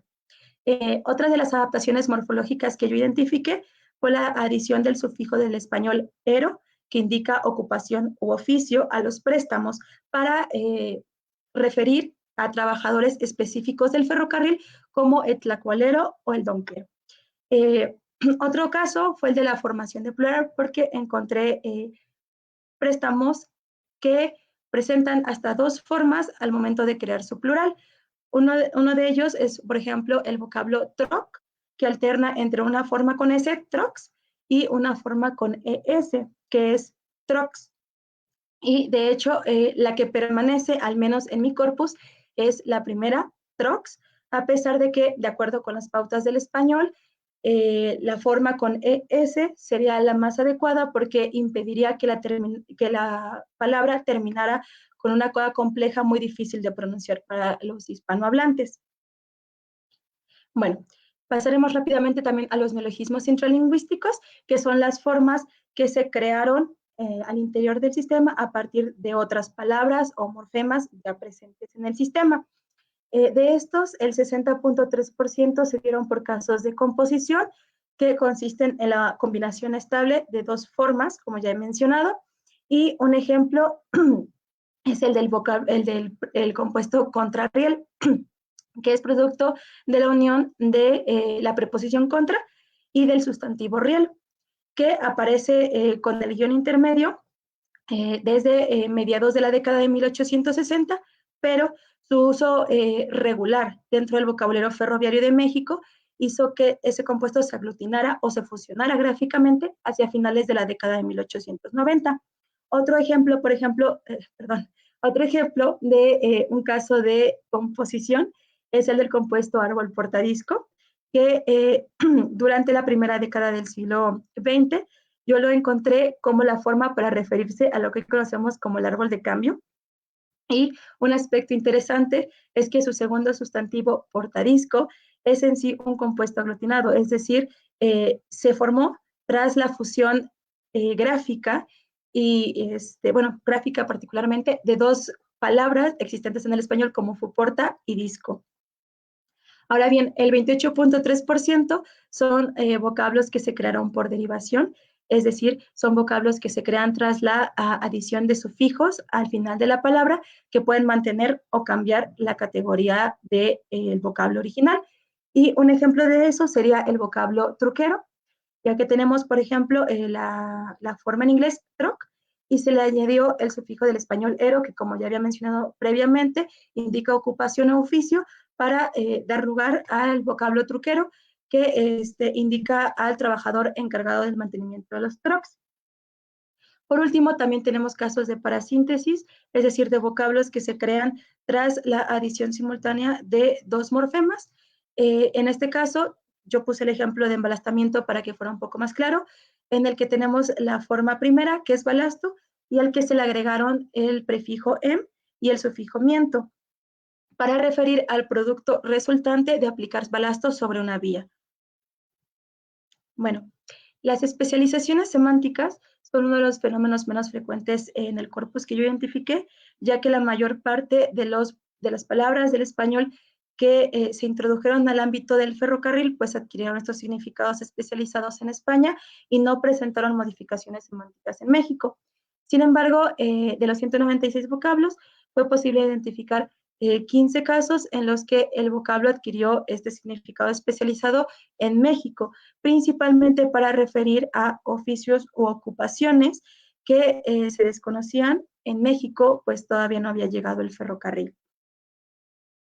Y bueno, abordaremos brevemente la variación dialectal, que es uno de los fenómenos más bonitos. Mencionar que el dialecto, pues es aquel que se caracteriza, ¿no?, por presentar diferencias con respecto a otras variantes de la misma lengua. Es decir, por ejemplo, lo que conocemos, lo de las quesadillas que se llevan queso o no, que por ejemplo, o con otras variantes gastronómicas de vocablos, ¿no? Para que fuera un poquito más claro. Con respecto a la variación dialectal, si bien la mayor parte del vocablo, de los vocablos del español, pues vienen de España y muchos de las formas léxicas que se incorporaron al vocabulario ferroviario del país, pues como ya había mencionado, pues adquirieron esos significados en España. Lo interesante de mi investigación, pues es que permitió identificar aquellas formas utilizadas en México que alternan con las formas que se utilizaban en España. Cabe añadir también que el inglés, bueno, la influencia que tuvo el inglés durante la construcción del servicio de los ferrocarriles en el país, pues también incentivó, ¿no?, el surgimiento de estas variaciones dialectales o estas diferencias en el uso de los vocablos entre México y España. Ya que en el país, pues se dio preferencia a préstamos o a calcos procedentes del inglés. Por ejemplo, el calco tomador de tiempo procede del inglés timekeeper y se utilizó para referir, bueno, durante el periodo de estudio, al trabajador a cargo de anotar los sueldos de sus colegas en las listas de asistencia. Si bien en el país se utilizó el calco tomador de tiempo, es tal cual una traducción del inglés timekeeper, perdón, también para referirlo en el país se creó el compuesto por sinapsia escribiente de nóminas, mientras que en España para referirlo ya se utilizaba la palabra simple escribiente. Entonces, entre las décadas de 1910 y 1920, aquí en México es posible identificar 3 formas diferentes para referir a este mismo trabajador. El primero, como ya mencioné, la forma simple escribiente, que se utilizaba en España y en el centro de México. El calco del inglés tomador de tiempo, que se utilizaba tanto en el centro como en el norte del país. Y por último, el compuesto escribiente de nóminas, cuyo uso solo se limita al norte del país. Y bueno, estas diferencias entre México y España, pues no solamente se quedaron ahí, perdón, sino que también fue posible identificar variación interna en el país entre las regiones del norte, del centro y del sur, como se presentan en el cuadro que ahorita están viendo en pantalla. Y bueno, mencionar que debido a pues, la naturaleza de los documentos no tuve tanto acceso a textos procedentes del sur, entonces se agregó la etiqueta sin datos cuando se desconocía la forma utilizada en esa región durante el periodo de estudio. Y bueno, para presentar otro ejemplo de esta variación dialectal, pues está el caso del vocablo garrotero, que para para darles el significado de manera breve, pues es el trabajador encargado de accionar los frenos. Y durante la década de 1880 en el país se registran hasta 4 formas distintas para denominarlo. El primero, que es con la forma del inglés tal cual, brakeman, que solo se utilizó en la zona norte del país. Tenemos también la forma guardafrenos, que se utiliza tanto en España como en el norte de México.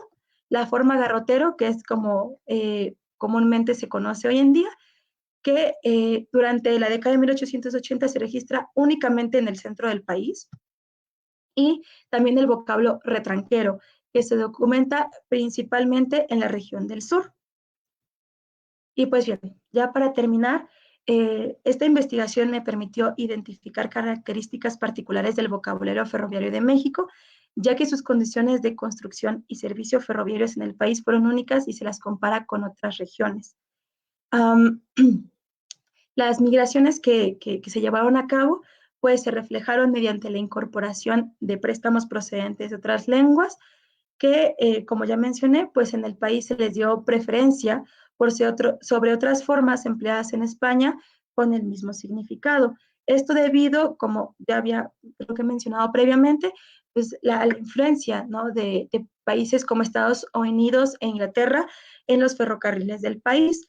Sin embargo, también cabe mencionar que, a diferencia de préstamos procedentes del inglés o del francés que se encuentran ligados al poderío militar y económico, fue interesante haber encontrado préstamos procedentes del náhuatl y otras lenguas originarias, ya que estas se encuentran ligadas directamente con los trabajadores, con su origen y con la vitalidad de su lengua.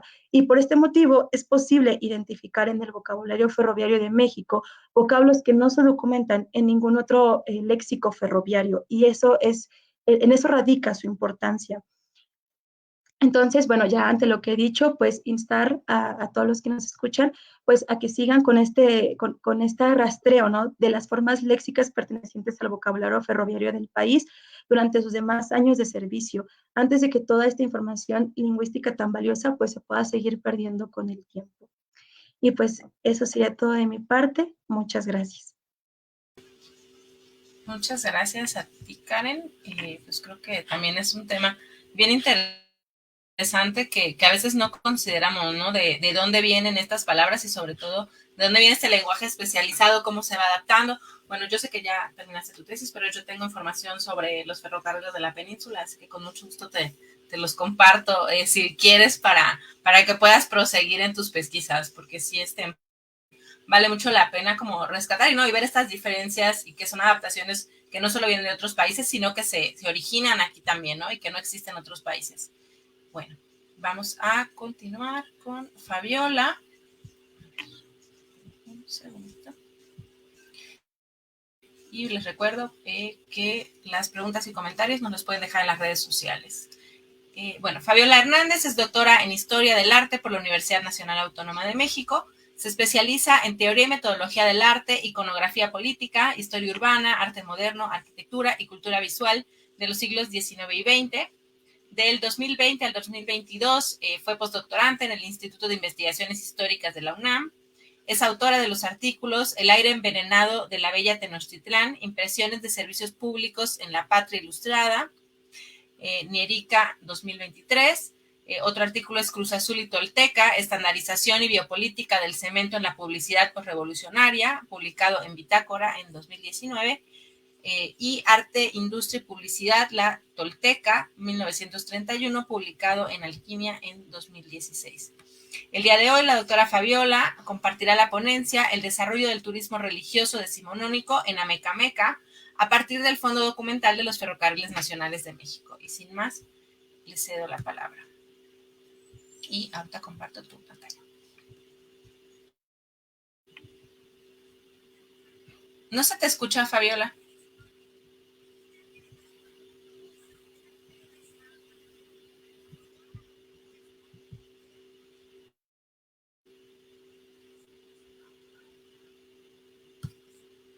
A ver, puedes intentar, porque hace un rato estabas muy bien y ahorita no sé qué pasó.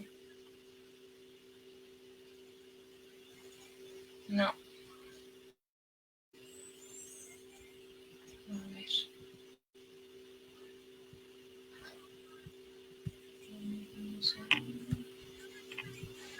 ¿Ya me escuchas? A ver, ahora sí, ya. Perfecto. Gracias. Bueno, decía que antes de comenzar mi presentación quiero dar las gracias a la doctora Leonor Reyes y a Román Moreno por la organización de este espacio y por la invitación.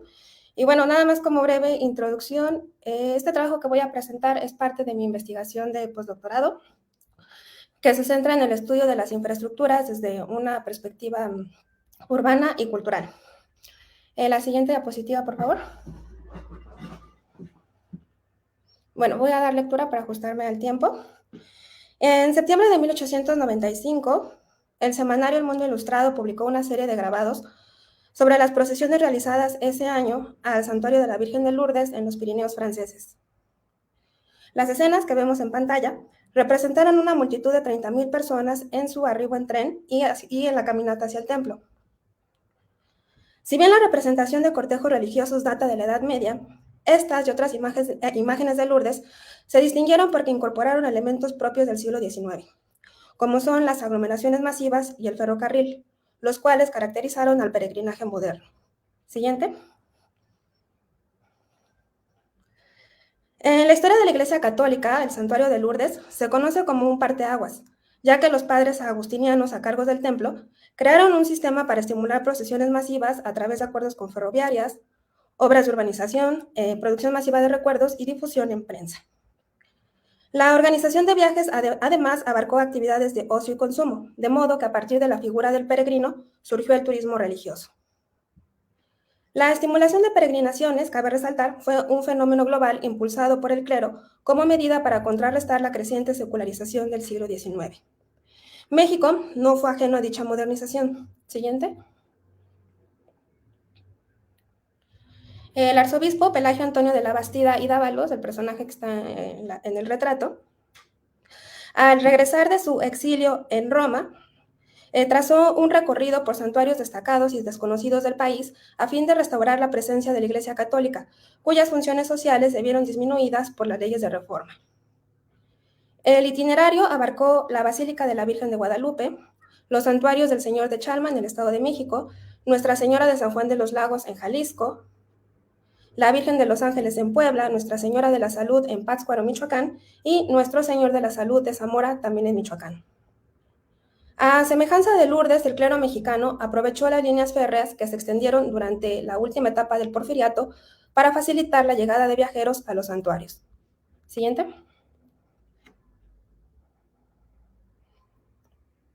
La siguiente, por favor. Esto se aprecia... No, anterior, por favor.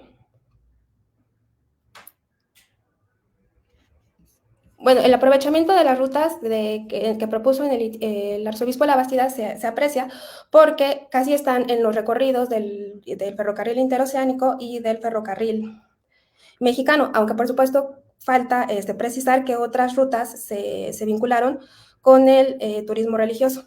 En este sentido, cabe destacar que la emergencia del turismo religioso es un tema reciente de estudio histórico tanto en México como en otros países.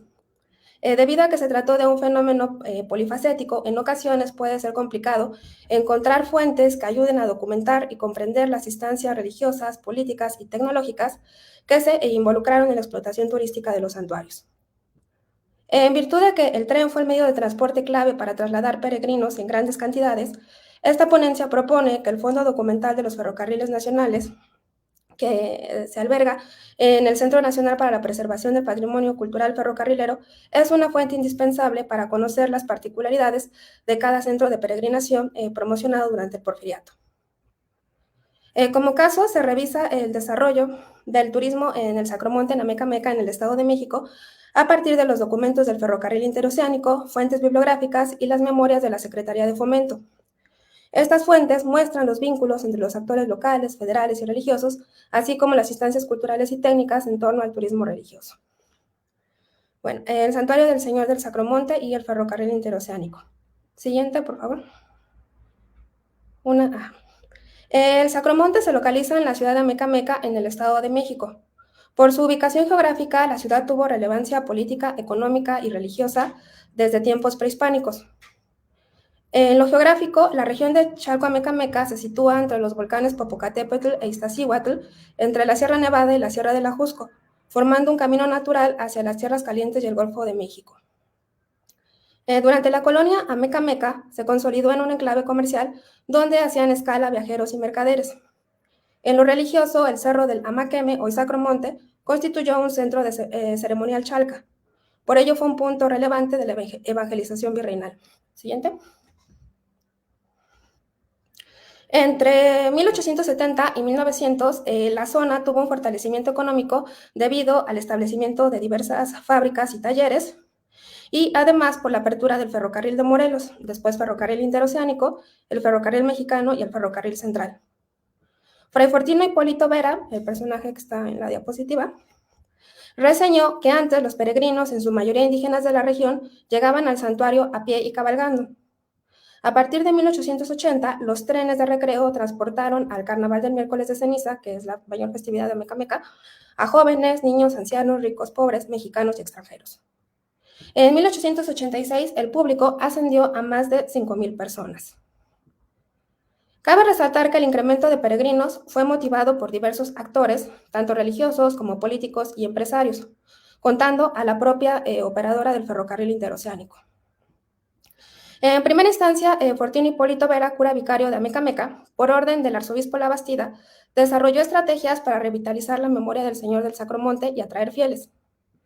Vera reparó la parroquia de la Asunción, empedró la calzada de ascenso al Sacromonte, amplió la casa de ejercicios, compró ornamentación para grandes solemnidades y donó el reloj de la ciudad. Siguiente.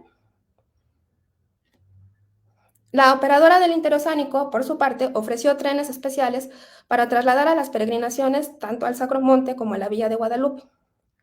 En el fondo del Centro de Investigaciones Ferroviarias se localizan las órdenes de los curas para contratar dichos trenes. El siguiente.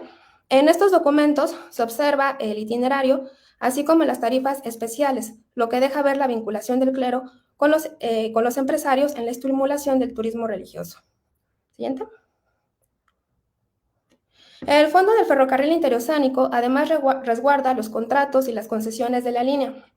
Estas transacciones son relevantes porque revelan que la extensión de la vía sucedió por tramos auspiciados por los poderes políticos y económicos de cada localidad.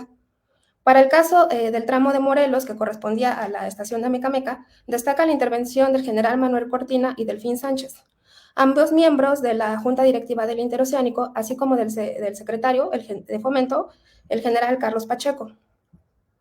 Dichos personajes además tenían haciendas en Morelos y querían vincular sus fincas con el mercado mundial.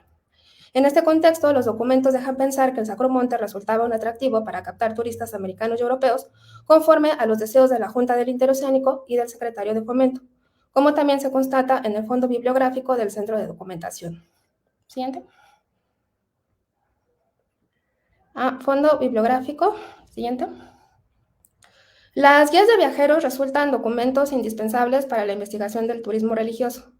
En el caso del Sacromonte, este siempre apareció como parte de la ruta del ferrocarril interoceánico. La siguiente, por favor. En las guías, por lo general, se incluían fotografías de las estaciones, mapas de la ruta y las tarifas de los trenes. También se incluían, por lo general, al lado de estos carteles sobre el interoceánico, y abajo se promocionaba visitar el Sacromonte, Amecameca, precisamente porque en el Sacromonte se hacían procesiones anuales. Gracias a las guías también se puede ubicar el papel de los impulsores del ferrocarril interoceánico. Siguiente.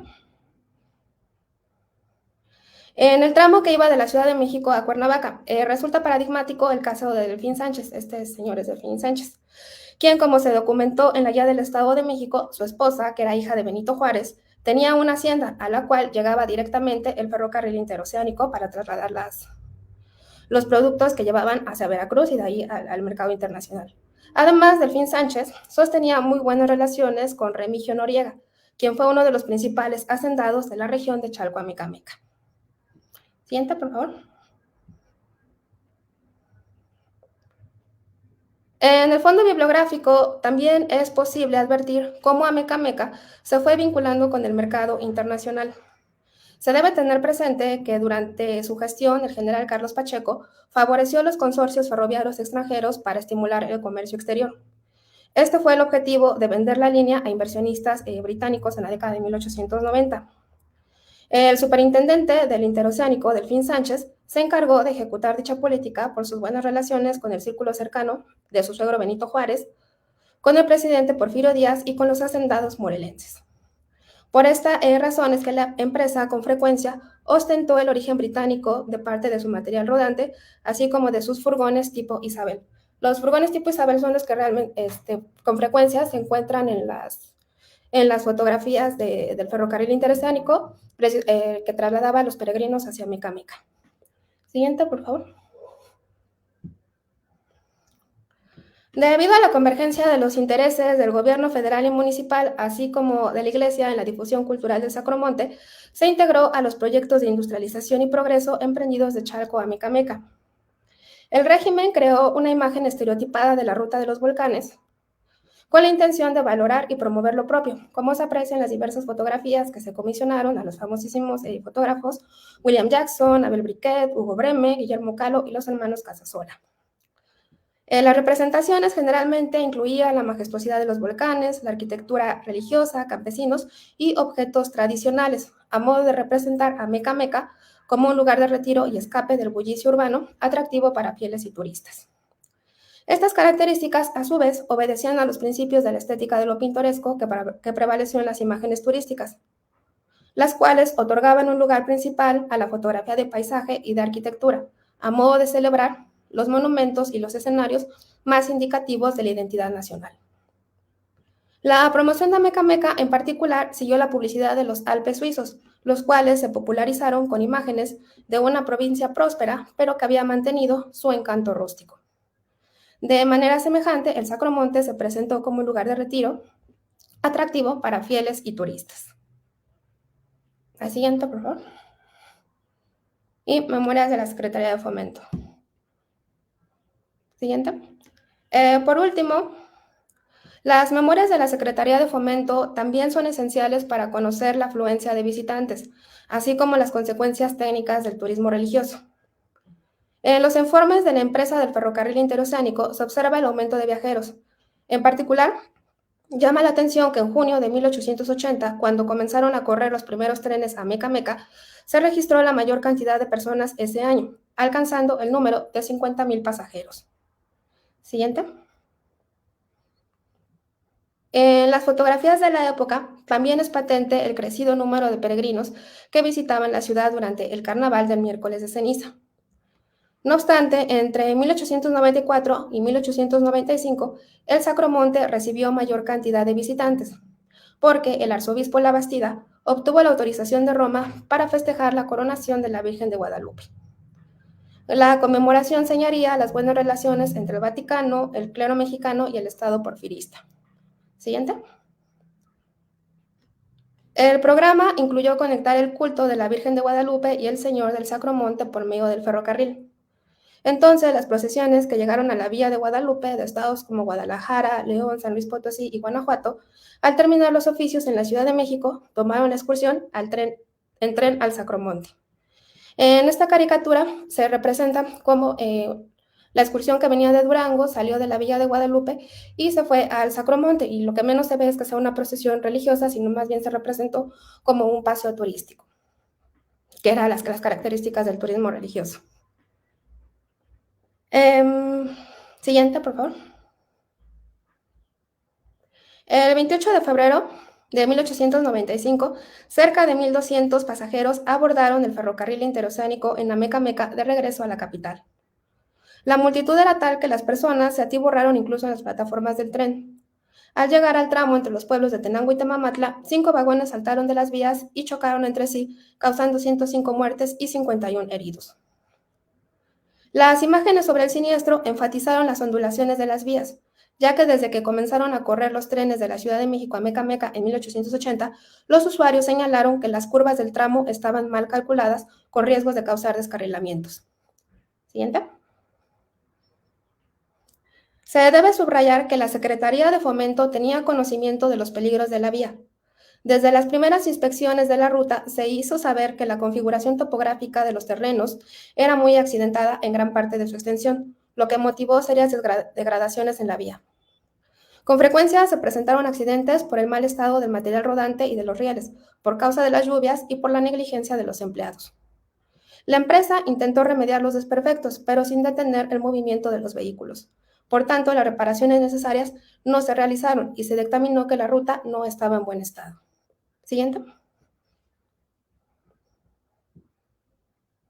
Las memorias de la Secretaría de Fomento dejan ver que en busca de la empresa política, el clero, las autoridades de transporte y los funcionarios de gobierno no calcularon riesgos, provocando que el aumento de turistas y peregrinos rebasara la capacidad de la infraestructura, ya que la explotación descontrolada condujo a la pérdida de eficiencia del ferrocarril y al aumento de vulnerabilidad. Y ya para concluir. Bueno, estas son mis conclusiones. Si bien el turismo religioso es un tema un poco explorado, de acuerdo con lo expuesto en esta ponencia, las fuentes del Fondo Documental de los Ferrocarriles Nacionales de México, que alberga el Centro Nacional para la Preservación del Patrimonio Cultural Ferrocarrilero, nos permite conocer diferentes dimensiones sobre el desarrollo del turismo religioso en México. En el caso del Sacromonte, los documentos del ferrocarril interoceánico apuntan que la masificación de las peregrinaciones fue motivada por una alianza entre actores religiosos, políticos y empresarios con el objetivo de colocar la región de Chalco a Meca en el mercado internacional. Dichas alianzas y objetivos también se observan en las guías de viajeros, donde además se percibe cómo la ciudad de Meca y el Sacromonte se fueron representando con una visión idealizada para hacer del paisaje y las costumbres locales un atractivo turístico. Finalmente, en las memorias de fomento, se encuentra registro de las transformaciones topográficas y socioespaciales que causó la instalación del ferrocarril interoceánico, así como rastros de la sobreexplotación de trenes de turistas, misma que provocó graves siniestros como el descarrilamiento de Temamatla. Gracias.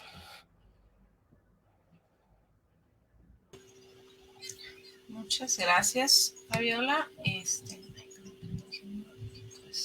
No tengo 20 pantallas abiertas acá, ya ni sé cuál es. Ok, perfecto. Bueno, entonces permítanme, voy a ir regresando a todas a la transmisión.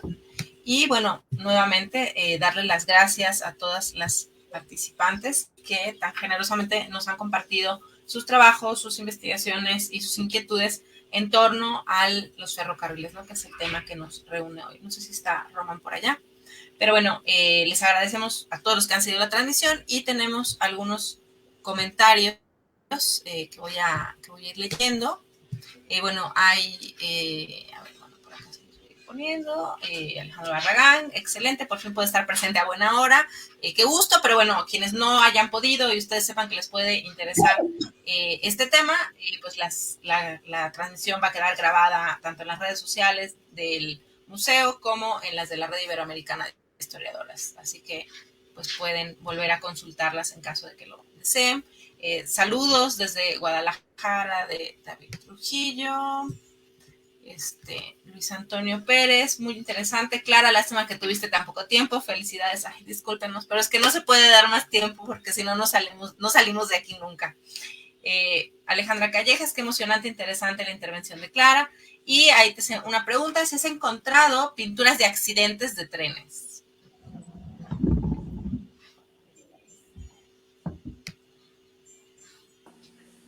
Muchas gracias, sí, efectivamente fue poquito tiempo, pero pues muy contenta de conocer las investigaciones también de las colegas y ver pues todas las posibilidades que tienen estas investigaciones.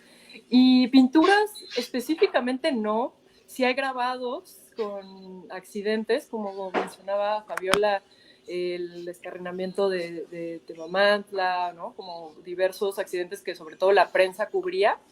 Y que efectivamente pues no está el humo, pero sí están pues todas las implicaciones que también tenía pues cuando algo salía mal, ¿verdad? Entonces, sí, pinturas como tal no, pero sí sería interesante pues en la investigación también incorporar pues estos temas. Muchas gracias. Bueno, y quizás preguntarse si no encuentras por qué no había esas representaciones, ¿no? A lo mejor no había que hacer mala publicidad a este medio de transporte que estaba apenas pues abriendo camino en ese momento, porque fotografías me parece que sí hay de las propias empresas que iban a... Sí, claro, totalmente. Yo creo que ahí el lugar de la pintura sí nos muestra que hay una visión muy favorecedora al tren, ¿no? Como que hay una visión muy positiva, muy armónica. Entonces, claro que no sé si Velasco hubiera hecho una pintura de descarrilamiento, ¿no? Porque como decíamos, muchas de las pinturas pues tenían una función también pues como publicitaria, se llevaban a las exposiciones universales, entonces pues también era dar como una imagen del país, ¿no? Entonces, claro, que un accidente pues no era una visión muy favorecedora. Muchas gracias.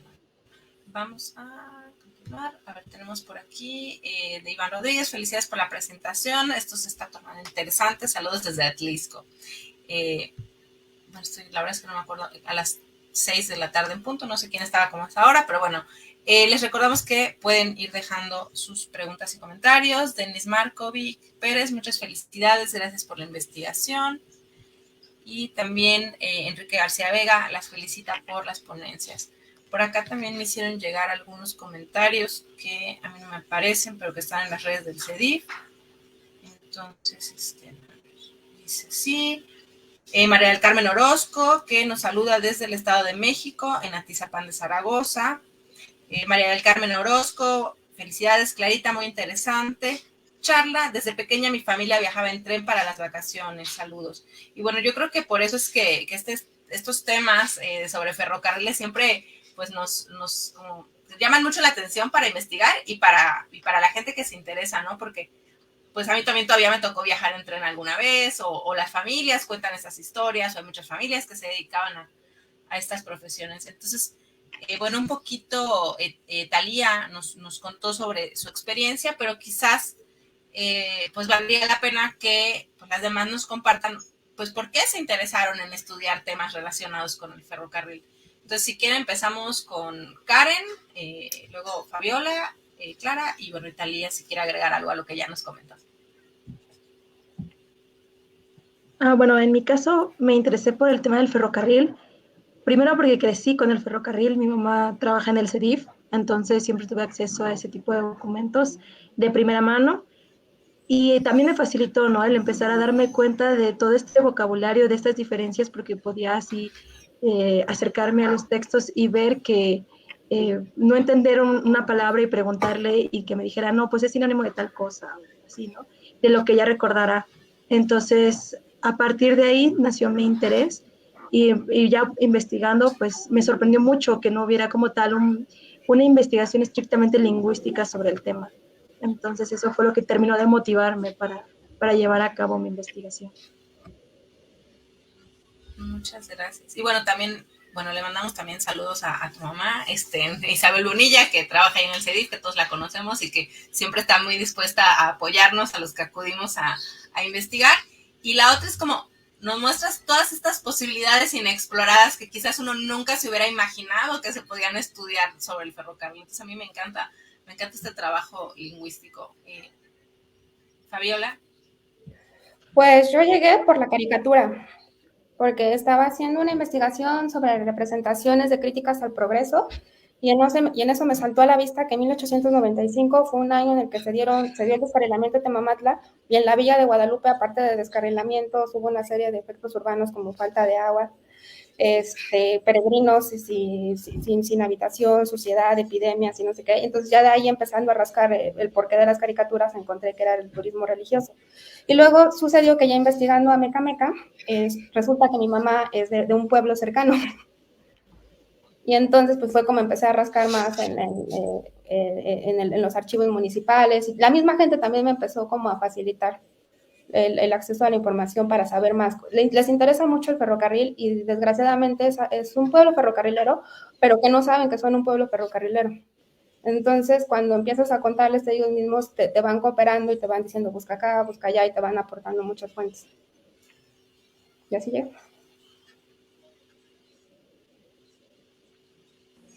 Ay, muchísimas gracias. Sí, o sea, ve como la coincidencia, ¿no? Te llevó para allá. Bueno, a ver qué, Clara, disculpa. Sí, no, totalmente. Yo creo que es entre coincidencia y otras cosas que no son tanta coincidencia, ¿no? En mi caso también, pues, mi familia Bolívar, digamos, la paterna, pues viene del norte. La familia materna es una combinación también entre el sur, el centro. Entonces, pues, de alguna forma yo creo que pues ya en nuestras generaciones, ya todos y todas, pues, venimos de todos lados, de varios lugares, y creo que pues algo que ha pasado pues es que muchas veces nuestras historias han sido borradas, como bien contaba Thalía. Todos tenemos ahí una historia familiar pues de ciertos no cambios o traslados que se quedan como ahí pendientes. Entonces sí, yo creo que una parte como entrar a la historia familiar, y en ese sentido para mí ha sido como muy iluminador leer a Cristina Rivera Garza, porque me parece que como que al final mezcla la pregunta que todos o todas tenemos hoy en día como pues sobre el origen para plantear una pregunta, ¿no? Como hacia el pasado, pero hacia el futuro, ¿no? Como también hacia dónde queremos construir pues nuestros relatos. Y en mi caso también específicamente, bueno, en 2019, a los 30 años de la caída del muro de Berlín, hicimos una investigación también desde el arte sobre pues sobre el muro de México-Estados Unidos, y pensando también en este muro, pues investigándolo, encontré que pues de alguna forma lo primero que cruzó el río Bravo antes del muro pues fue el tren, ¿no? Entonces como pues pensar esta historia del territorio mexicano, el tren pues nos permite entender mucho de estas articulaciones desde muchos lugares, ¿no? Desde imágenes, la lengua, ¿no? La propia historia familiar, así que bueno, sí, desde distintos lugares, y pues ahora en el doctorado estos 4 años pues enfocándome sobre todo también en las imágenes del porfiriato. Muchas gracias. Talia, no sé si quieres agregar algo pues, sobre lo que ya nos comentaste sobre tu familia.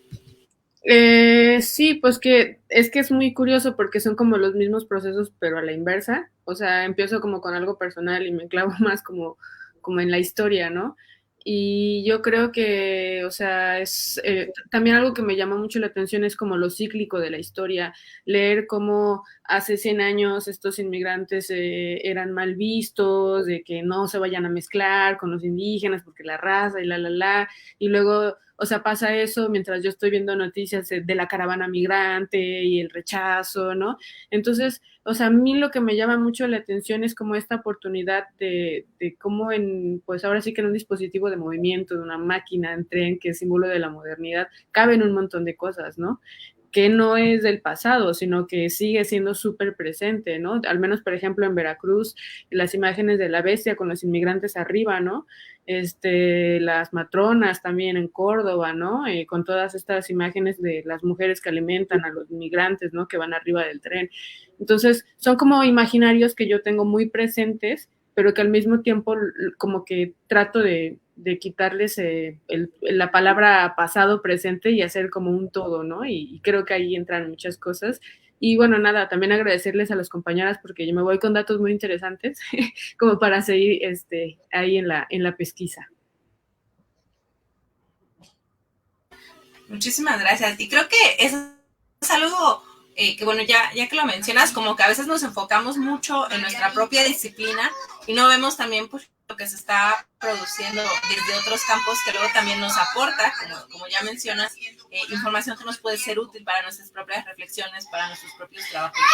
Entonces, creo que estas mesas, que, bueno, esta y la que se va a realizar la próxima semana, el jueves a la misma hora a las 5 por las mismas redes sociales, pues nos ayudan a esto, ¿no? A un poco como ver que no son campos separados necesariamente, sino que pueden converger en muchos sentidos, ¿no? Y bueno, yo espero que esta no sea la última vez que podamos pues reunirnos o reunir a un grupo de investigadoras que desde distintas perspectivas pues se interesan por este tema.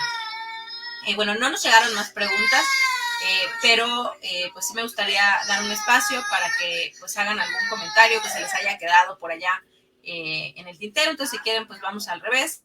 Clara, Talía, Fabiola y Karen. Y pues ya para cerrar la mesa, porque pues sí, ya estamos sobre el tiempo también que estaba programada.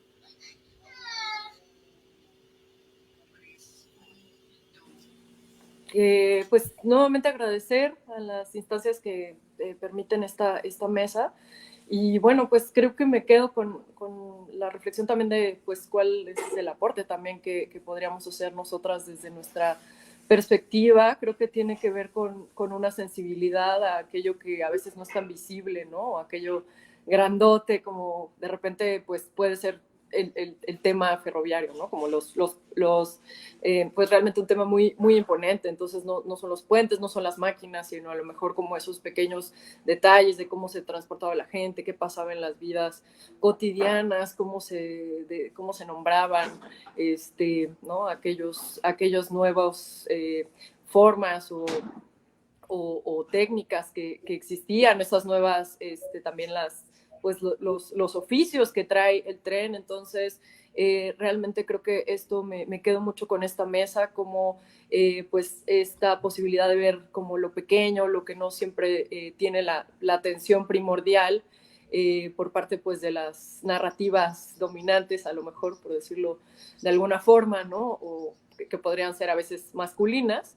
Y creo que pues esta sería esta aportación desde una sensibilidad que nos permite entonces otras formas de, pues, de la empatía, como también mencionaba ya Thalía, pues como el tren nos puede poner también en esta otra perspectiva y pues sobre todo en nuestra época donde pues esta velocidad que empezó con el tren pues ya pues está totalmente pues como exacerbada, ¿no? Como con todas las tecnologías de la información y de la comunicación que tenemos a la mano.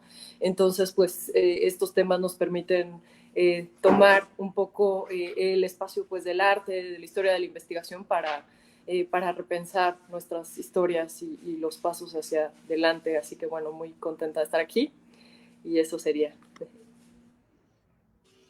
Muchas gracias. ¿Thalía?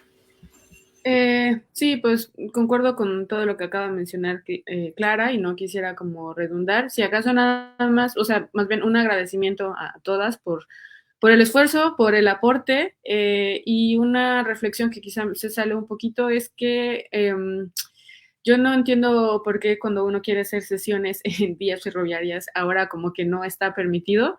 Creo que por ahí en algún sexenio era como que público y de repente, pum, privado y entonces ya ahora es como mucho más difícil seguir contando como estas narrativas que mezclan pasado con presente. Entonces yo digamos que me iría como con esa siguiente reflexión, ¿no? De por qué si todo, o sea, se puede como generar bastantes temas, como todo lo que ya se mencionó, porque ahora es como tan difícil estar ahí donde ha pasado la historia y sigue ocurriendo, ¿no?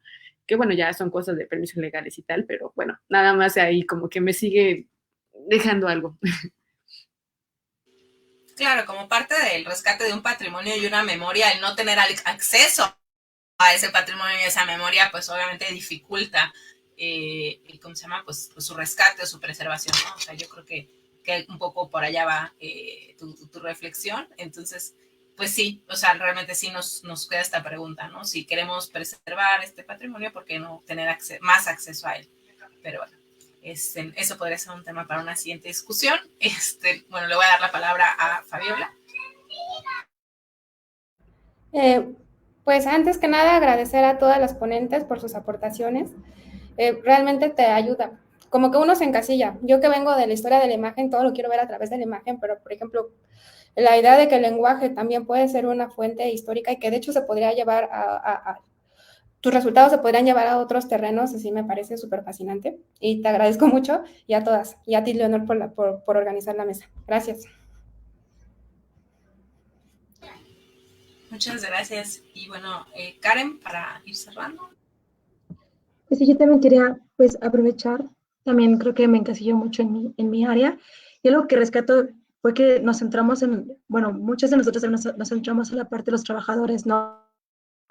El ferrocarril no solamente son las grandes máquinas, los grandes vagones, sino que son también las personas que se involucraron, ¿no? Y cómo también nos fuimos enfocando en ellos, y me parece bastante valioso. Entonces también agradecer la oportunidad de compartir mesa con todas ustedes, he aprendido muchísimo, y la oportunidad también de presentar aquí mi trabajo, y nuevamente pues creo que instar, ¿no? a que se pueda seguir haciendo, ya que al menos desde mi área, que es de donde conozco, pues queda mucho por hacer todavía por parte de la investigación en cuanto al vocabulario, muchísimas décadas, muchísimas regiones que no se han investigado, y que toda esa información tan valiosa está en nuestros acervos y que podemos seguir revisando. Y ya eso sería todo. Muchas gracias. Bueno, pues muchísimas gracias a todas. Creo que Román tenía problemas de conexión, así que pues ya no volví a ver que conectara su cámara. Seguramente nos está escuchando. Pero bueno, a nombre de... Ahí está él. Ahí está, ¿ya lo ven? Ya hablando mal de él. No, aquí estamos muy atentos. Y pues agradecerles mucho por estas miradas que ustedes aportan desde su experiencia, desde sus disciplinas, y creo que algo que se rescata mucho es darle un sentido humano al ferrocarril y darle también una voz, ¿no? Recuperar la palabra. La palabra es muy importante y también recuperar el asunto de las representaciones a partir del arte, a partir de las imágenes. Creo que eso es fundamental en cualquier fenómeno que querramos estudiar y pues humanizarlo, ¿no? Creo que ese trabajo es el que tenemos que apuntalar y en eso la perspectiva y la mirada femenina es fundamental. Entonces, pues agradecerles mucho y pues bueno, a quienes nos siguen, pues pudieron ser testigos de una mesa muy rica que muestra las múltiples posibilidades que brindan también un acervo, ¿no? Todos sus trabajos parten de una revisión de archivo y bueno, pues igual queda la invitación como siempre abierta a que puedan venir a consultar al Centro de Documentación e Investigación Ferroviarias en el Museo Nacional de los Ferrocarriles Mexicanos, en la ciudad de Puebla. Muchas gracias. Muchísimas gracias y les recordamos que la próxima semana, el jueves a las 17 horas, tenemos la segunda parte de estas charlas, las investigadoras del ferrocarril, miradas interdisciplinarias. Muchísimas gracias a todas y a todos los que nos acompañaron. Gracias, Leonor. Gracias, compañeras. Muchas gracias.